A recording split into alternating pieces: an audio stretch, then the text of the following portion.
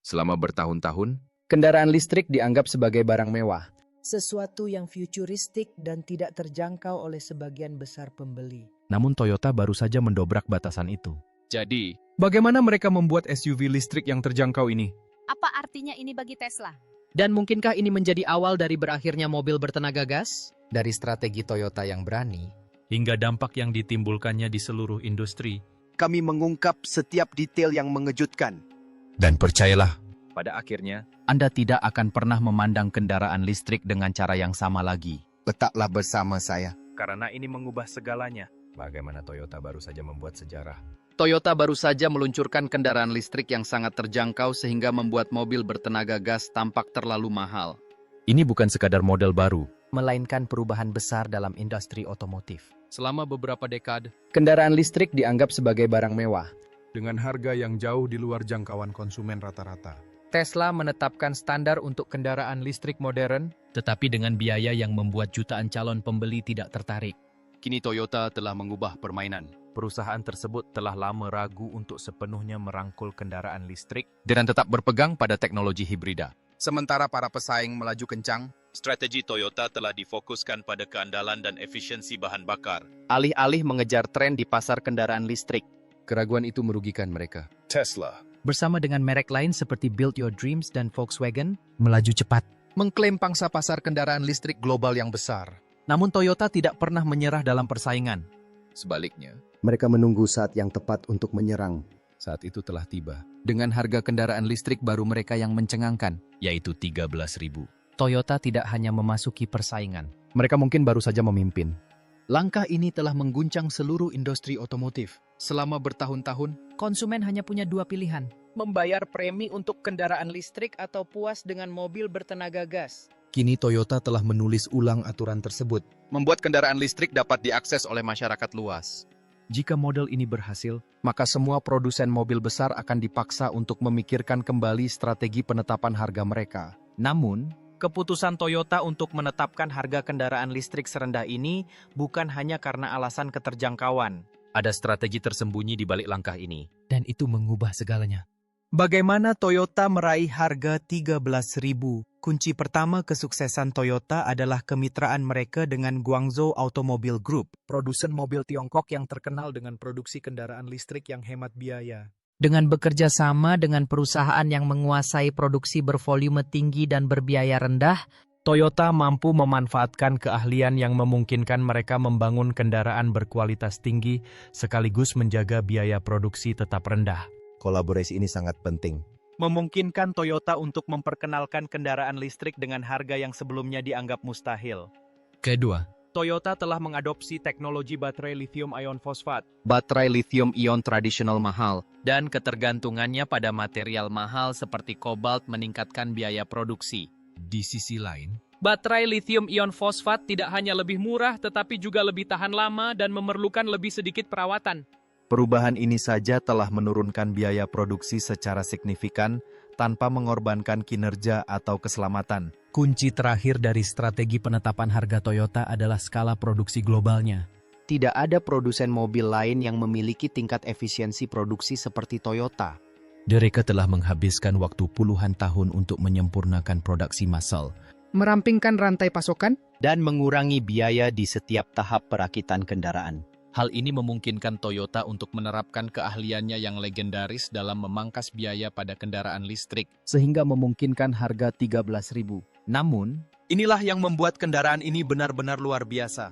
Toyota tidak hanya membuatnya murah, Tetapi juga membuatnya kompetitif. Ini bukanlah model yang sederhana dan berkualitas rendah yang dirancang hanya untuk mencapai target harga. Toyota memastikan bahwa mobil ini mampu bersaing dengan model yang jauh lebih mahal dalam hal performa. Feature Dan teknologi.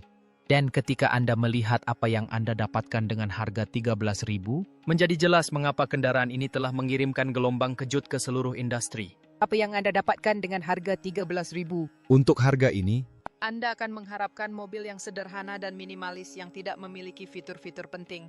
Namun, apa yang dihadirkan Toyota adalah sesuatu yang sama sekali berbeda. ini bukanlah mobil kota kecil atau model kompak yang diremehkan. Ini adalah kendaraan sport berukuran penuh.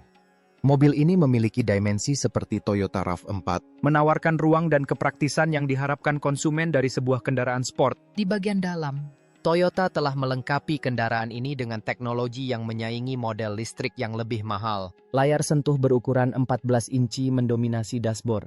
Memberikan pengalaman berteknologi tinggi yang biasanya disediakan untuk kendaraan yang harganya lebih dari 50.000. Antarmukanya halus dan intuitif, Menawarkan konektivitas yang lancar dan opsi infotainment yang canggih. Tepat di belakang kemudi. Layar pengemudi digital berukuran 8 inci memastikan bahwa informasi penting tentang berkendara dapat dilihat setiap saat. kejutannya tidak berhenti di situ.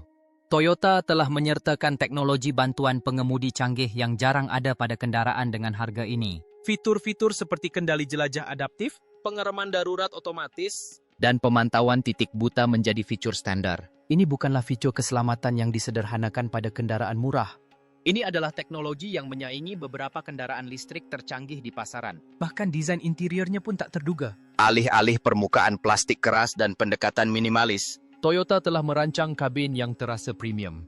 Kendaraan ini dilengkapi dengan pengisian daya nirkabel, Ventilasi udara belakang. Beberapa port pengisian daya USB, Dan sandaran tangan yang dapat dilipat untuk menambah kenyamanan. Toyota bahkan telah menyertakan pencahayaan ambient 32 warna. yang memungkinkan pengemudi untuk mempersonalisasi suasana kabinsa. fitur yang biasanya disediakan untuk model mewah. Toyota membuktikan bahwa kendaraan listrik tidak harus mahal untuk memiliki kualitas tinggi. Ini bukan hanya tentang membuat mobil yang terjangkau. Ini tentang membuat mobil yang benar-benar ingin dibeli orang. Dan meskipun harganya sangat mengesankan, Yang lebih mengejutkan adalah kesediaan Toyota untuk menjual kendaraan ini dengan kerugian. Namun ada alasannya. Ini bukan tentang keuntungan jangka pendek. Toyota memainkan permainan yang jauh lebih besar. Rencana induk Toyota Mengapa menjual dengan kerugian? Menjual mobil dengan kerugian kedengarannya seperti kesalahan kecuali Anda bermain dalam jangka panjang. Toyota tidak tertarik pada keuntungan langsung dari kendaraan ini. tujuan mereka jauh lebih besar. Yaitu mendominasi pasar kendaraan listrik. Dengan menetapkan harga kendaraan listrik ini sebesar 13.000, Toyota mengambil langkah langsung untuk menjauhkan pelanggan dari Tesla Build your dreams. Dan setiap produsen kendaraan listrik besar lainnya. ini bukan hanya tentang satu model. Ini tentang mempercepat adopsi kendaraan listrik global. Selama bertahun-tahun, harga yang tinggi telah menjadi hambatan terbesar untuk adopsi massal kendaraan listrik. Dengan menghilangkan hambatan itu, Toyota mendorong seluruh industri maju, menjadikan kendaraan listrik sebagai pilihan utama bagi semua orang. namun ada lapisan lain dalam strategi Toyota, Yaitu monetisasi masa depan. Meskipun mereka mungkin merugi pada penjualan awal, Toyota melihat ke depan pada aliran pendapatan yang berasal dari layanan mobil yang terhubung. Pembaruan melalui udara. dan pemutakhiran di masa mendatang. Ini adalah strategi yang sama yang digunakan perusahaan seperti Amazon. Menjual produk dengan kerugian untuk membangun dominasi pasar, Kemudian menghasilkan uang melalui layanan dan ekspansi. Toyota memaksa Tesla untuk bertarung. Yang tidak dapat mereka tanggung kekalahannya. Jika kendaraan ini berhasil, Tesla akan dipaksa untuk merespons. Namun, Seluruh model bisnis Tesla dibangun berdasarkan harga premium. Mereka tidak dapat dengan mudah menurunkan harga tanpa mengurangi margin keuntungan mereka secara signifikan. dan disinilah strategi Toyota menjadi sangat berbahaya bagi para pesaingnya. Mereka tidak hanya menurunkan harga. Mereka juga menetapkan standar baru yang akan memaksa industri lainnya untuk mengikutinya. Toyota telah mengambil langkah. Industri sedang mengamati. Dan apa yang terjadi selanjutnya dapat mengubah masa depan kendaraan listrik selamanya. Mimpi terburuk Tesla baru saja menjadi kenyataan. Tesla telah menjadi pemimpin yang tak terbantahkan dalam industri kendaraan listrik selama bertahun-tahun. Ia menetapkan standar. Mendikte tren. Dan memaksa seluruh pasar otomotif untuk memikirkan kembali masa depannya. Namun kini, Dominasi Tesla menghadapi tantangan terbesarnya. Toyota baru saja meluncurkan kendaraan sport listrik Dengan harga yang sangat rendah sehingga benar-benar mengganggu pasar. Ini bukan sekadar pesaing lain. Ini adalah pengubah permainan. Kendaraan sport listrik baru Toyota harganya kurang dari sepertiga Tesla Model Y. Itu bukan selisih harga yang kecil. Ini adalah serangan langsung terhadap model harga Tesla. Selama bertahun-tahun, Tesla mengandalkan merek premium dan teknologi canggihnya untuk membenarkan label harganya yang tinggi. Strategi itu berhasil ketika satu-satunya pilihan kendaraan listrik lainnya terlalu mahal atau terlalu mengecewakan untuk bersaing. namun kini, Toyota telah menghancurkan ilusi itu dengan membuktikan bahwa kendaraan sport listrik yang terjangkau tetap dapat menawarkan jangkauan feature, dan teknologi yang hebat. Tesla kini berada dalam posisi yang mustahil. Jika menurunkan harga untuk bersaing, Perusahaan berisiko menyusutkan margin keuntungannya ke tingkat yang tidak berkelanjutan. Tesla beroperasi dengan biaya yang jauh lebih tinggi daripada Toyota karena proses manufakturnya yang unik dan rantai pasokan yang terintegrasi secara vertikal. Tidak seperti Toyota. Yang diuntungkan oleh skala ekonomi yang besar dan kemitraan berbiaya rendah, Tesla tidak memiliki kemampuan yang sama untuk menyerap kerugian.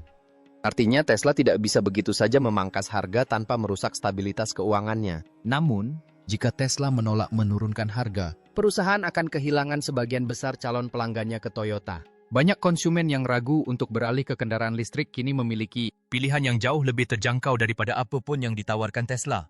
Inilah pertempuran yang tidak pernah diharapkan Tesla. Dan Tesla tidak punya jalan keluar yang mudah.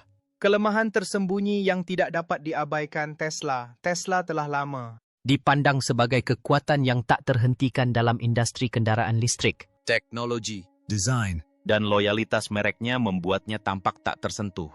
Namun, langkah terbaru Toyota mengungkap kelemahan terbesar Tesla. Kelemahan yang telah tersembunyi di depan mata selama bertahun-tahun. salah satu kekuatan terbesar Tesla adalah citra mereknya.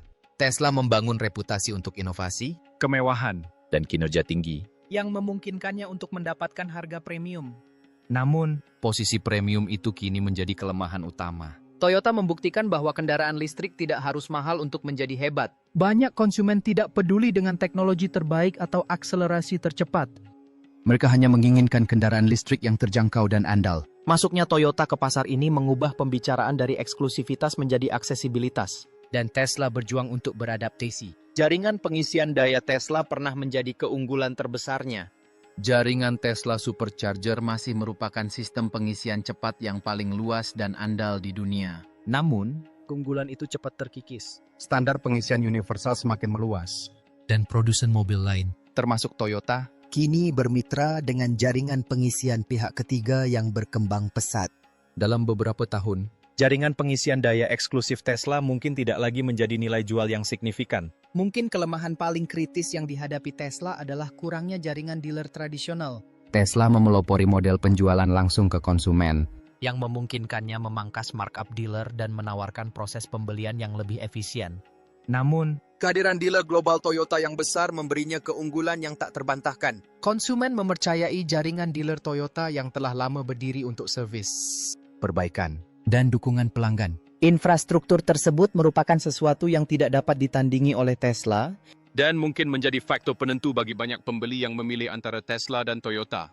Tesla tidak hanya kehilangan keunggulan harga, tetapi juga kalah dalam persaingan infrastruktur. Toyota telah membangun kendaraan yang dapat bersaing dalam hal biaya dan kenyamanan. Dan hal itu membuat Tesla lebih rentan dari sebelumnya. perang harga kendaraan listrik telah resmi dimulai.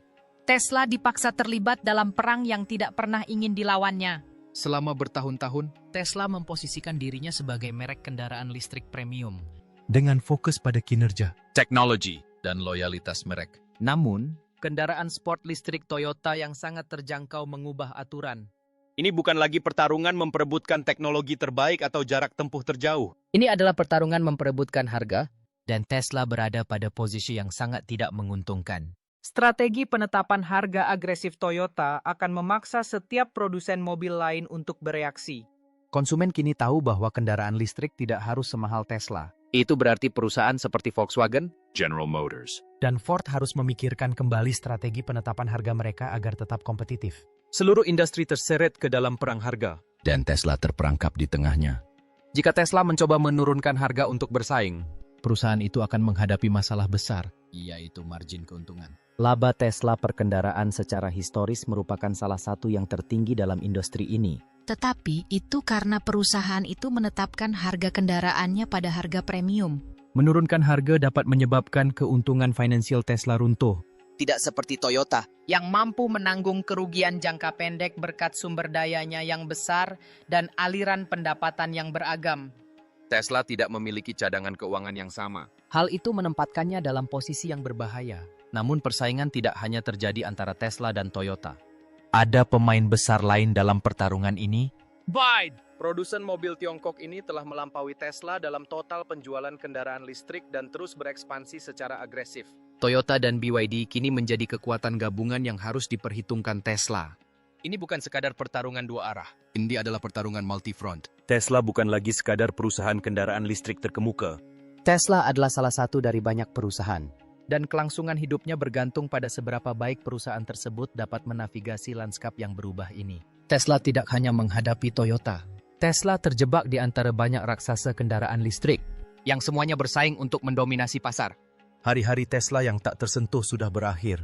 Dan pertempuran sesungguhnya baru saja dimulai. Bisakah Tesla bertahan? Masa depan Tesla sepenuhnya bergantung pada bagaimana ia menanggapi krisis ini. Ada 3 kemungkinan jalan ke depan. Tetapi tidak ada yang mudah. Pilihan pertama adalah menurunkan harga. Tesla dapat mencoba menyamai harga agresif Toyota dan bersaing dalam hal keterjangkauan. Namun, hal itu mengandung risiko besar. Seluruh model bisnis Tesla bergantung pada margin yang tinggi. Pemangkasan harga dapat menyebabkan spiral keuangan yang mungkin tidak dapat diatasi Tesla. Pilihan kedua adalah memperkenalkan model Tesla yang ramah anggaran. Elon Musk telah mengisyaratkan Tesla berbiaya rendah selama bertahun-tahun. Namun, Mengembangkan model yang benar-benar baru membutuhkan waktu. pada saat Tesla meluncurkan model yang terjangkau ke pasaran, Toyota mungkin telah memantapkan dirinya sebagai pemimpin dalam kendaraan listrik berbiaya rendah. Tesla tidak bisa menunggu terlalu lama. Tetapi pengembangan yang terburu-buru juga dapat mengakibatkan masalah kualitas dan produksi. pilihan ketiga adalah Tesla menggandakan pangsa pasar kendaraan listrik premium. Tesla dapat mengandalkan merek kelas atasnya dan fokus pada segmen mewah. Sambil menerima kenyataan bahwa Tesla akan kehilangan pangsa pasar massal kepada perusahaan seperti Toyota dan BYD. Namun, Strategi ini berisiko. Kendaraan listrik yang terjangkau adalah masa depan. Dan mengabaikan kenyataan itu dapat membuat Tesla terjebak dalam ceruk pasar yang semakin mengecil. Inilah tantangan terbesar yang pernah dihadapi Tesla. Tesla tidak lagi hanya membuat kendaraan listrik yang hebat. Tesla juga harus mampu bertahan di pasar yang berubah lebih cepat dari yang diperkirakan siapapun. Keputusan yang diambil Tesla sekarang akan menentukan apakah perusahaan itu akan tetap Menjadi kekuatan dominan dalam industri atau memudar ke belakang seiring munculnya pemimpin baru. Toyota telah memaksa Tesla untuk berjuang demi bertahan hidup. Dan tidak ada jalan untuk kembali sekarang. Toyota baru saja menetapkan standar baru. Toyota tidak hanya mengganggu Tesla. Mereka mengubah aturan mainnya. Selama bertahun-tahun, Produsen mobil memperlakukan kendaraan listrik sebagai produk premium. dengan harga yang tinggi dan membatasi akses ke kelompok konsumen tertentu. Strategi itu berhasil ketika para pengadopsi awal bersedia membayar lebih untuk teknologi canggih. Namun, Langkah terbaru Toyota telah menghancurkan fondasi itu. Kini, kendaraan listrik bukan hanya untuk orang kaya. kendaraan listrik diperuntukkan bagi semua orang. Pertanyaannya adalah, bagaimana reaksi produsen mobil tradisional? Perusahaan seperti Volkswagen, Ford, General Motors, Dan Honda telah menghabiskan waktu bertahun-tahun mengembangkan strategi kendaraan listrik berdasarkan kemajuan yang stabil dan bertahap. Mereka berharap kendaraan listrik kelas atas akan memimpin sebelum secara bertahap memperkenalkan opsi berbiaya rendah. Toyota baru saja memaksa mereka untuk mempercepat jadwal tersebut. Volkswagen, Yang dulunya merupakan pemimpin dalam kendaraan listrik yang terjangkau, kini berada dalam posisi yang tidak terduga. Mobil hatchback listriknya yang dulunya tampak kompetitif harganya, Kini tampak mahal jika dibandingkan. Ford, Yang selama ini berfokus pada truk listrik dan model performa, harus mempertimbangkan kembali prioritasnya. General Motors tengah mengubah jajaran produknya ke tenaga listrik. namun dengan fokusnya pada harga kelas menengah, perusahaan ini berisiko kehilangan segmen yang sadar anggaran. Honda, yang lebih lambat dari para pesaingnya dalam merangkul kendaraan listrik. Kini tidak punya pilihan selain memikirkan kembali rencana jangka panjangnya. Namun, bukan hanya perusahaan mobil yang harus menyesuaikan diri. Pemerintah di seluruh dunia telah membangun insentif kendaraan listrik dengan asumsi bahwa mobil-mobil ini akan tetap mahal. subsidy, Keringanan pajak.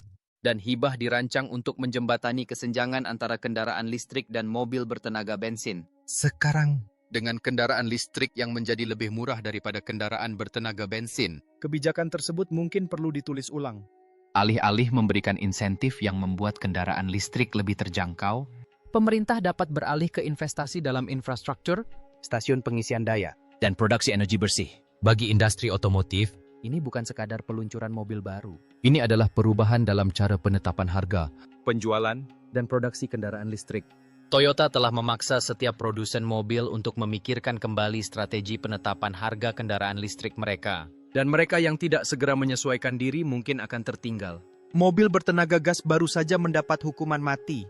Jika kendaraan listrik lebih murah daripada mobil bertenaga bensin, mengapa orang masih mau membeli bensin? Selama beberapa dekade, Argumen terbesar yang mendukung mobil bertenaga bensin adalah biaya. Konsumen menerima bahwa kendaraan listrik lebih baik bagi lingkungan, Lebih senyap. dan memerlukan lebih sedikit perawatan. Namun, perbedaan harga tersebut terlalu lebar. Kini, Kesenjangan itu telah sirna. kendaraan listrik Toyota seharga 13.000 telah menghilangkan keunggulan utama terakhir dari mobil bertenaga bensin, keterjangkauan harga. Perubahan ini bukan sekadar teori. hal ini terjadi secara langsung. Ketika kendaraan listrik lebih murah untuk dibeli, Lebih murah untuk dirawat. Dan lebih murah untuk ditenagai. Transisi dari bensin akan semakin cepat. Perubahan harga ini tidak hanya akan memengaruhi konsumen perorangan. Armada taksi, Kendaraan pengiriman barang, Dan mobil perusahaan akan segera beralih ke model listrik karena penghematan biaya terlalu signifikan untuk diabaikan. perusahaan angkutan daring mungkin akan beralih ke elektrifikasi penuh lebih cepat dari yang diharapkan. Bisnis dengan armada kendaraan besar. Mulai dari perusahaan persewaan mobil hingga layanan pos, Tidak akan lagi punya alasan untuk menunda adopsi. perubahan cepat ini akan membuat stasiun pengisian bahan bakar, Pemasok suku cadang, dan pusat layanan mengevaluasi kembali masa depan jangka panjang mereka. Dampaknya juga akan terasa dalam keputusan kebijakan di seluruh dunia. Banyak pemerintah telah menetapkan tenggat waktu untuk melarang penjualan mobil bertenaga bensin. beberapa pihak menargetkan pelarangan penuh dalam 2 dekade mendatang. Namun, jika konsumen secara alami beralih ke kendaraan listrik lebih cepat karena keuntungan biaya, Pelarangan tersebut mungkin akan terjadi lebih cepat dari yang diharapkan. kota-kota yang pernah merencanakan pengurangan bertahap dalam penggunaan. Mobil bertenaga bensin mungkin perlu menyesuaikan infrastruktur publik lebih cepat. Ini bukan sekadar evolusi. Ini adalah awal dari berakhirnya mobil bertenaga bensin. Dan seiring dengan semakin murahnya kendaraan listrik, transisi itu akan semakin cepat. Apa yang dulunya tampak seperti masa depan yang jauh kini mendekat jauh lebih cepat daripada yang diantisipasi siapapun. namun sebelum kita merayakan matinya mobil bertenaga bensin, Ada satu tantangan penting yang dapat memperlambat transisi ini. Karena meskipun semua orang menginginkan kendaraan listrik, Ada satu pertanyaan besar. Di mana mereka akan mengisi daya? infrastruktur kendaraan listrik harus mengimbanginya. Apa gunanya kendaraan listrik murah jika tidak ada cukup stasiun pengisian daya? Meskipun Toyota telah membuat kendaraan listrik lebih terjangkau dari sebelumnya, Adopsi massal bergantung pada lebih dari sekadar harga. infrastruktur pengisian daya tetap menjadi kendala terbesar bagi penggunaan kendaraan listrik secara luas. Peningkatan pesat dalam penjualan kendaraan listrik akan segera menekan sektor publik dan swasta untuk membangun lebih banyak stasiun pengisian daya dan meningkatkan kecepatan pengisian daya. langkah berani Toyota dapat mendorong pesatnya pembangunan infrastruktur. Pemerintah yang sebelumnya ragu untuk berinvestasi besar dalam stasiun, pengisian daya kini mungkin tidak punya pilihan selain mempercepat rencana mereka. Dunia di mana jumlah kendaraan listrik lebih banyak daripada mobil bertenaga bensin membutuhkan perluasan jaringan pengisian daya yang sama besarnya. jalan yang dipenuhi stasiun pengisian daya kini harus menjadi jalan yang dipenuhi pusat pengisian daya. Namun, Ini bukan hanya tentang lebih banyak stasiun. Tujuannya adalah membuat pengisian daya lebih mudah. pengisian daya di rumah harus lebih cepat dan lebih mudah diakses bagi orang-orang yang tidak memiliki garasi atau tempat parkir pribadi. stasiun pengisian daya di tempat kerja harus menjadi standar, Yang memungkinkan para pekerja untuk mengisi daya saat berada di kantor. Pengisi daya berkecepatan tinggi di tempat peristirahatan dan di sepanjang jalan. Raya harus sesuai dengan kenyamanan pengisian bahan bakar kendaraan bertenaga bensin.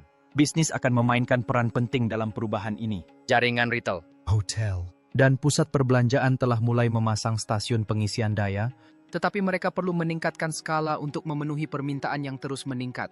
Transisi dari hal baru menjadi kebutuhan sedang terjadi sekarang. Perusahaan yang berinvestasi lebih awal akan memperoleh keuntungan besar dalam menarik pelanggan. Toyota secara efektif telah memulai persaingan tidak hanya untuk produsen mobil, Tetapi juga untuk seluruh sektor energi dan infrastruktur. karena kendaraan listrik menjadi pilihan utama. Jaringan pengisian daya harus berkembang untuk mengimbanginya. Jika demikian, Masa depan di mana pengisian daya kendaraan listrik secepat dan semudah mengisi bahan bakar mobil bertenaga bensin sudah dapat diraih. Namun, Apakah membeli kendaraan listrik saat ini merupakan langkah yang tepat bagi Anda? Dengan infrastruktur yang masih terus berkembang dan teknologi yang berkembang pesat, Konsumen harus membuat keputusan penting. dan itu membawa kita ke pertanyaan besar berikutnya. haruskah Anda membeli kendaraan listrik seharga 13.000 ini sekarang? Apa yang perlu diketahui konsumen, haruskah Anda membeli kendaraan listrik seharga 13.000 ini? Jawabannya tergantung pada kebutuhan Anda, kebiasaan mengemudi Anda, dan nilai jangka panjang yang Anda harapkan dari sebuah kendaraan. Meskipun Toyota telah membuat kendaraan listrik lebih mudah diakses, masih ada faktor yang perlu dipertimbangkan sebelum beralih. Bagi pengemudi di kota, kendaraan listrik baru ini mungkin merupakan pilihan yang tepat. Dengan harga beli yang rendah, biaya perawatan yang minimal, dan kemampuan pengisian daya di rumah atau kantor, kendaraan ini menawarkan semua yang dibutuhkan pengemudi di kota. Para komuter yang mengandalkan perjalanan harian yang pendek akan merasa transisi ini mudah. Namun, bagi mereka yang sering melakukan perjalanan jauh, infrastruktur pengisian daya mungkin masih menjadi perhatian. Meskipun jaringannya berkembang, jaringan tersebut belum dapat diandalkan atau tersebar luas seperti stasiun pengisian bahan bakar. Pembeli yang sering bepergian harus merencanakan terlebih dahulu tempat pemberhentian pengisian daya. Dan mempertimbangkan apakah mereka memiliki akses ke tempat pengisian daya di rumah atau di tempat kerja. Peralihan ke kendaraan listrik yang lebih terjangkau juga akan berdampak pada pasar mobil bekas. mobil bertenaga bensin mungkin akan mulai kehilangan nilai jual kembali lebih cepat karena konsumen beralih ke opsi listrik. Ini berarti bahwa pemilik mobil saat ini harus mempertimbangkan waktu mereka. Dengan saksama jika mereka berencana untuk menjual atau menukar kendaraan mereka. Bagi mereka yang bertanya-tanya apakah sekarang saatnya untuk beralih, jawabannya sudah jelas. Kendaraan listrik bukan lagi produk khusus. Kendaraan listrik adalah pilihan praktis dan umum bagi jutaan konsumen. Langkah Toyota telah memastikan bahwa kendaraan listrik tidak lagi hanya untuk para pengadopsi awal atau pembeli yang peduli lingkungan. Kendaraan listrik diperuntukkan bagi semua orang. Karena kendaraan listrik terus menjadi lebih murah, lebih efisien, dan didukung oleh infrastruktur yang lebih baik. Keputusan untuk beralih ke kendaraan listrik menjadi bukan sekadar pertanyaan, melainkan lebih merupakan keniscayaan. Apakah pembeli akan beralih sekarang atau dalam beberapa tahun ke depan? Satu hal yang pasti, hari-hari di mana kita menganggap kendaraan listrik terlalu mahal sudah berakhir. Namun, apa pendapat Anda? Mari kita bahas di kolom komentar.